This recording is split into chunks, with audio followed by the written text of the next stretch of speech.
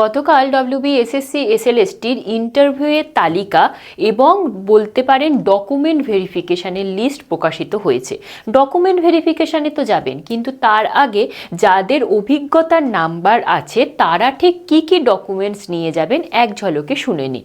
প্রথমেই আপনারা যারা 2016 সালের চাকরি প্রার্থী ছিলেন তারা 2016 সালের অ্যাডমিট কার্ড এবং আপনাদের চাকরিতে ঢোকার যে কল লেটার বা অ্যাপয়েন্টমেন্ট লেটার সেটা নিয়ে যাচ্ছেন এবং আপনাদের যে ডিআই অ্যাপ্রুভ লেটার সেটা নিয়ে যাচ্ছেন। পাশাপাশি এই সেকেন্ড এসএলএসটির অ্যাপ্লিকেশনের প্রিন্ট আউট, অ্যাডমিটের প্রিন্ট আউট, মাধ্যমিকের অ্যাডমিট রেজাল্ট সার্টিফিকেট, উচ্চ মাধ্যমিকের রেজাল্ট সার্টিফিকেট, পাশাপাশি নিয়ে যেতে হবে গ্র্যাজুয়েশনের 3 বছরের রেজাল্ট আর সার্টিফিকেট, মাস্টার্সের 2 বছরের রেজাল্ট সার্টিফিকেট, বিএডের রেজাল্ট সার্টিফিকেট এবং বিএডের কলেজের এনসিটি অ্যাপ্রুভ সার্টিফিকেট, এবং অবশ্যই যাদের কাস্ট সার্টিফিকেট রয়েছে সেটা নিয়ে যাবেন, এবং যে কোনো একটি আইডি প্রুফ অর্থাৎ ভোটার কার্ড বা আধার কার্ড বা প্যান কার্ড, এবং সাথে ছবি নিয়ে যেতে ভুলবেন না।